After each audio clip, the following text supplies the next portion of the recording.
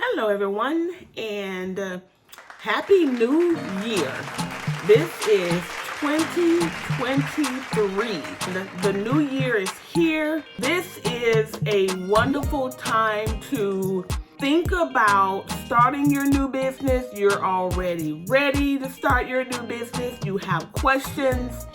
You want to know, what do I need to do to start my notary business, my loan signing, my notary signing, my RON.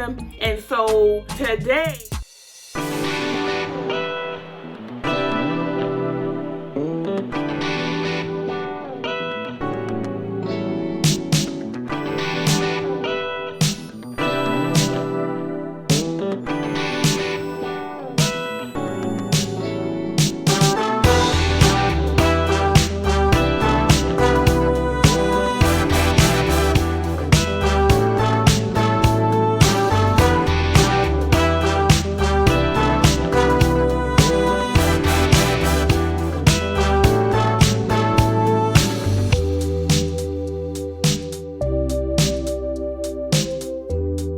first of all, I would like to say again, Happy New Year, and I am so excited. And so what I am going to do today, before I start, I'm introducing myself. I am Ronnie, and the name of my business is Notadoc and Financial Services, LLC. I am from the Sunshine State of Florida, and I'm excited. So this is a new year, and I remember a year and a half, 2 years ago, I was starting up, and I just sort of needed a little bit of help as to how to do it, where to go. It had been a while since I had did it, and I just did it. So most of my emails, my texts, my one-on-ones, they always ask, how do I get started?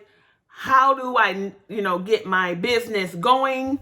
And so I put together a little checklist of the minimum and what you will need to get started with your notary, your loan signing, your RON business. And keep in mind, I'm from Florida, and so some states may vary a little bit, but I am going to just basically throw out 10 things that I feel you will need to do as you become your own boss. And definitely once you get all of this done, you can start. You're having your new adventure, starting up your new journey. And for those who want to make it official, which is what I recommend, then here we go. This is just, again, a list of what you will need to do first to get your business off and running. So the first thing you will need to do is what? Come up with a name. You will need to get a name for your business. And of course, you will need to do a little bit of legwork on the computer, sunbiz.org, to make sure that your name or the name that you want is available. So you will first need to basically choose your name, reserve it. You will need to choose a registered agent and prepare if you're going to be LLC or incorporated, if you're going to go solo, if you're going to have a team of employees working with you. So you basically will need to determine that as well. And to help you determine if you need to be LLC, INC, I recommend you talk to a licensed professional certified public accountant. So you need to talk with a CPA or someone of that magnitude to help you decide which one is best for you. And so after you do that, number 2, you will need to apply and file your organizational paperwork, which is basically your articles of organization with the state. And again, in Florida, we use sunbiz.org. We go in, we check to see if the name is available. And if it's available, then we basically apply. And so after that, then you will obtain your certificate from that particular state. After that, number 4, you will need to apply for an EIN number, which is your employer identification number. And once you get that number, you're good. Normally it takes maybe about a day. I received mine as soon as I applied for it. And so once you get your EI number going, you are on to number 5, where you can now, first of all, you have your name of your business, and you have your articles, you have your EIN, and you will take those documents and your number, proof of your number, to your financial institution. And now you can open up a banking account. Whether it's a savings, a checking, you can open up an account in the name of your business, and you can have your name listed, you can have a beneficiary listed, you can have others listed, but then you will have your business banking account. So hold it right there, because I'm going to just sort of kind of talk a little bit about this, because I had one mentee that asked me a question, and her question was, do I recommend just having everything up under your social security number? And I get that question often because, most people are not yet quite ready to do number 1, choose their name, to do number 2, file your articles of organization.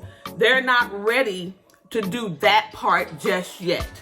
And so my response is, if you are serious about starting up a business, my recommendation is to keep your business separate from your personal. Okay? My recommendation is to not use your social security number for income from your business. And so that's my recommendation. But my other recommendation is talk to a licensed CPA to see what they recommend you do based on your responses to the questions that they may ask you. When you keep them separate, then IRS is your friend. And so that's my recommendation. That is the bulk of the hard stuff, the good stuff. Now comes the other little few things that you can do. It's not a must, but eventually you would want to do the next 5 things that I am going to recommend. So number 6 is your business need a website. And so we often see websites that are just, woo, they are awesome. They're 3 pages, 4 pages.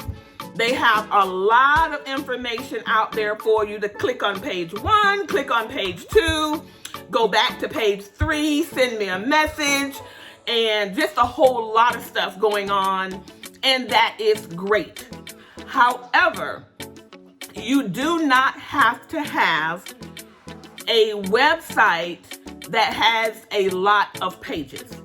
You can start out with just 1 page, and that will definitely suffice for you getting started.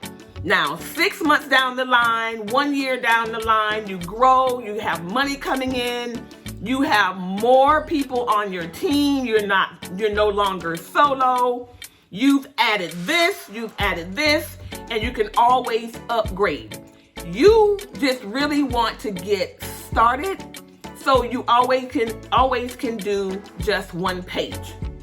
And basically, when companies, vendors, your friends, your partners, people who you meet, they will be able to go to the website and see that you are out there.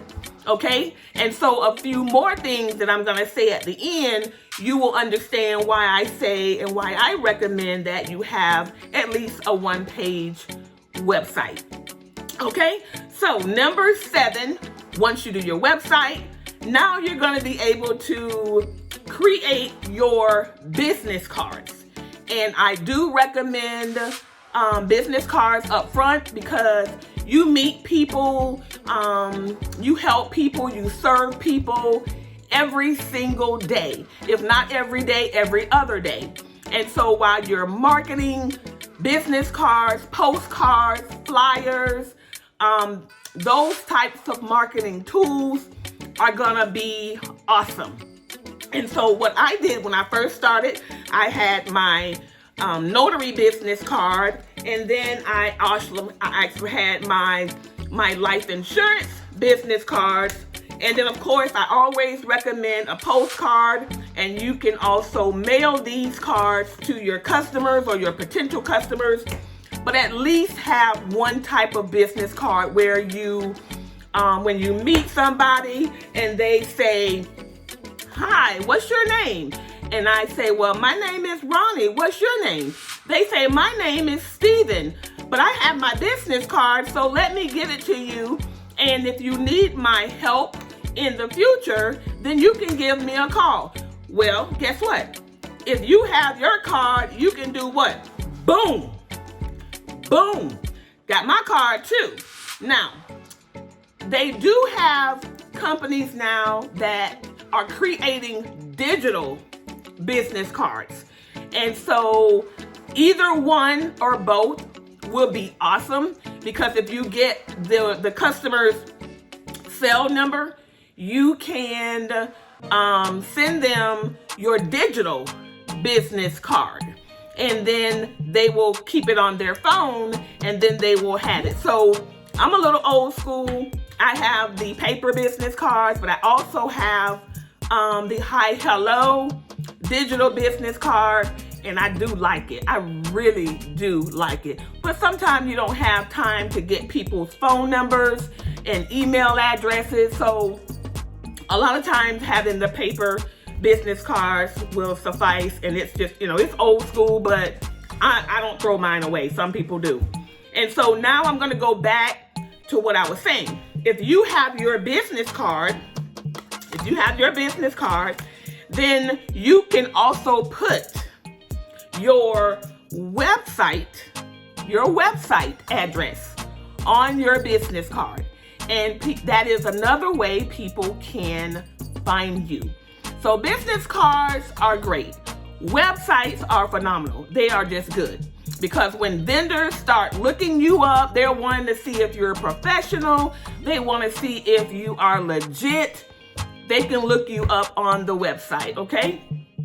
So now we're going to go to number 9. And number 9 is a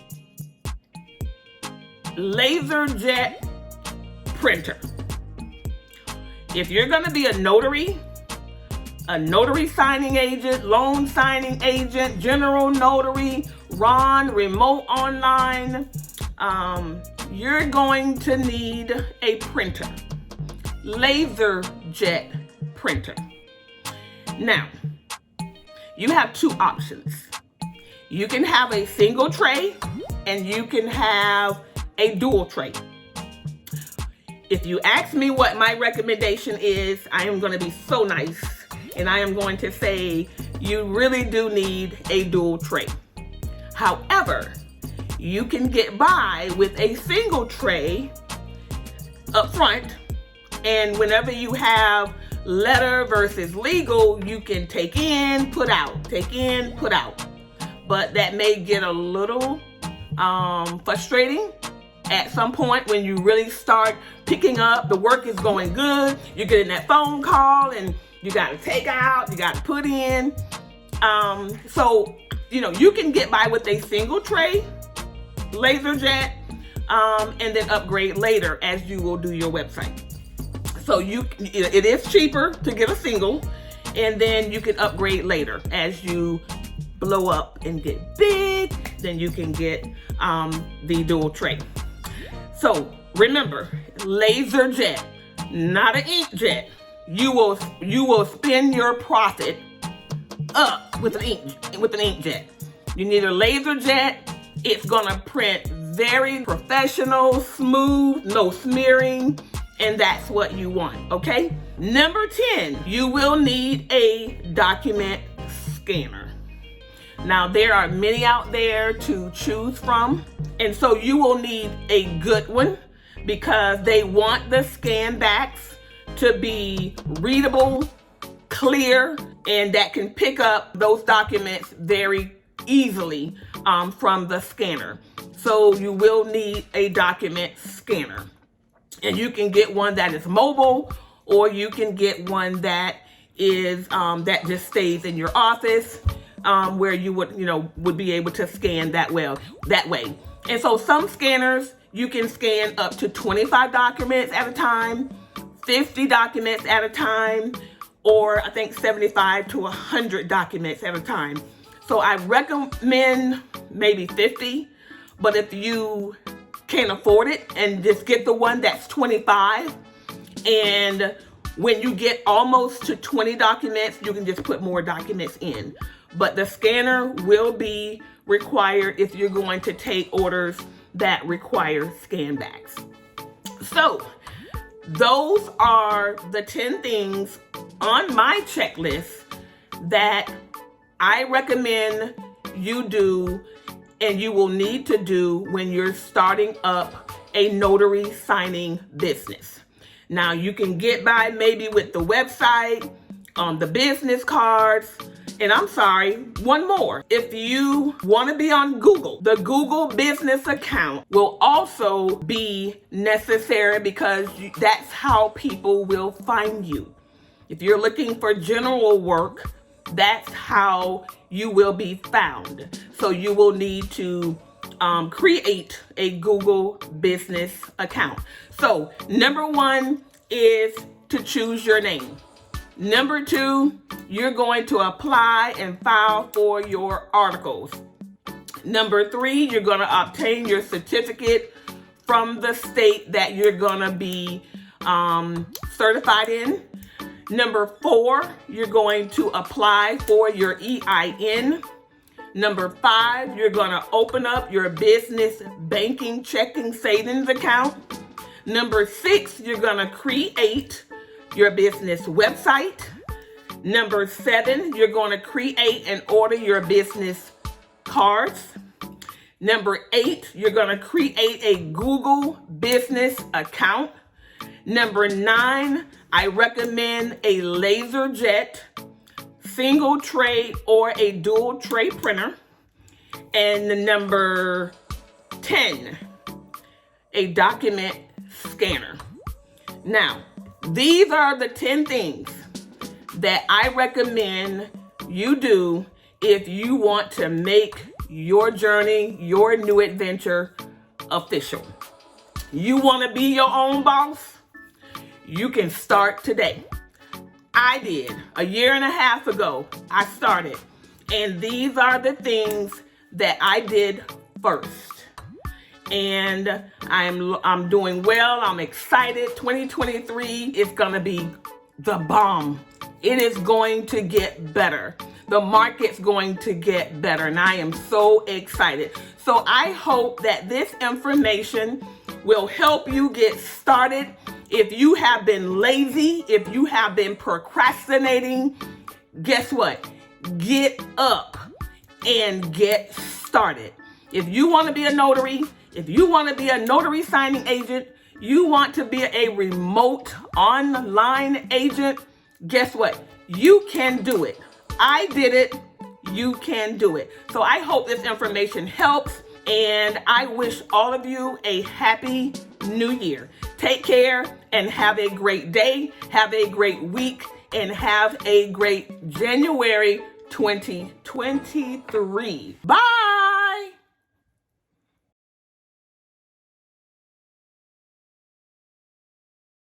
Oh, I forgot to ask you to do 3 things. Number 1, like this video. Number 2, share this video. And number 3, don't forget to hit the bell. I want all of my videos in 2023 to go directly to you. I want you to receive that notification. So don't forget to hit the bell. Okay? Thank you so much, and bye.